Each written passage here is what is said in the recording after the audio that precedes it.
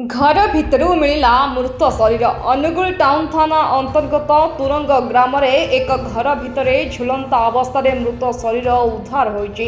तेबे एही मृत्यु पछरे हत्या ना आत्महत्या ता स्पष्ट रही।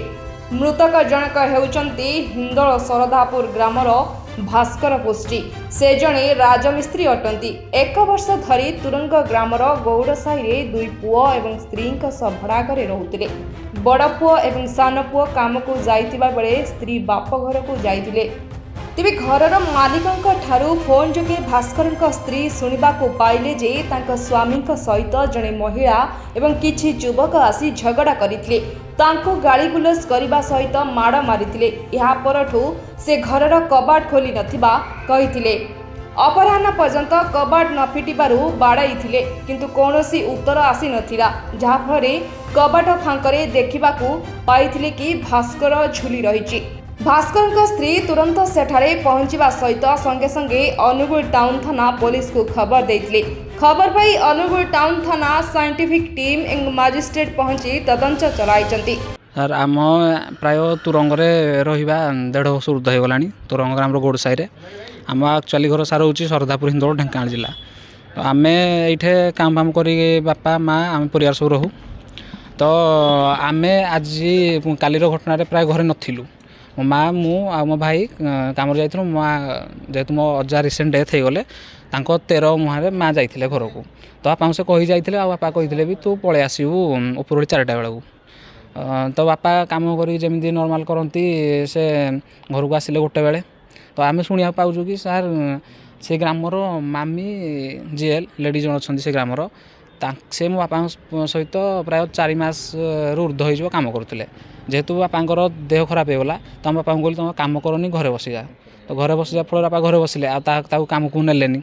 तो 4 मास पूर्व तार कौन हुए तो आम एमती ठीक कही पारूँ कन्फर्म पारूँ कौन अच्छी पैसा कि कौन मामला रे कौन अच्छे आम जानू। तो से बापा जो गाँव को भोजी खाई जाते काली दिन 1 हो भोजी खाई जाते।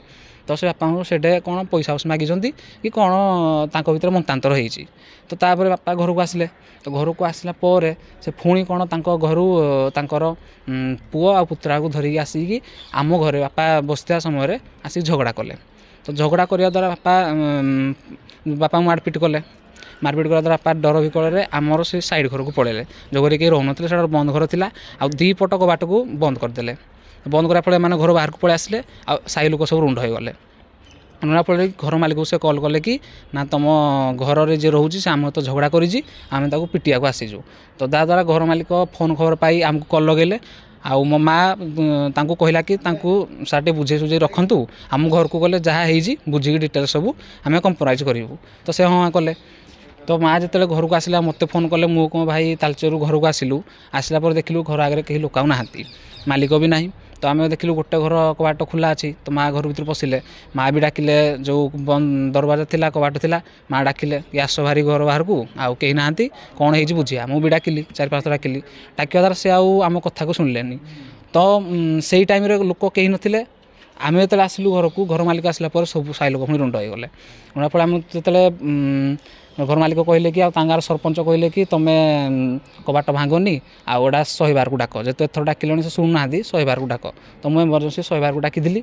आ 100 बार आसला आम से कहले कबाटर जो झरका अच्छी से फांके देखाओ। तो पट्टी को ताड़ी आम देखला बेले आम देखिलु जे बापांगर से भितर झुलिक अच्छा। तो यहाँ सार मत सन्देह हो कि तांकर जो परिवार लोक बापा को हे तो मारी आक्रमण कर इयर डिप्रेशन में जाई बापा से सुइसाइड कर। तो मु पूरा परिवार समस्त वर्ग को ये दायी करुँच। आम सन्देह हो कि मरण पछरे मान हाथ अच्छी। तो मु प्रशासन को कहूँ अनुगुल पुलिस को कहूँ भितर तदंत कर तार दृढ़ कार्यानुष्ठान ग्रहण कर। Anugul Sudhakar Sahu report reporters today.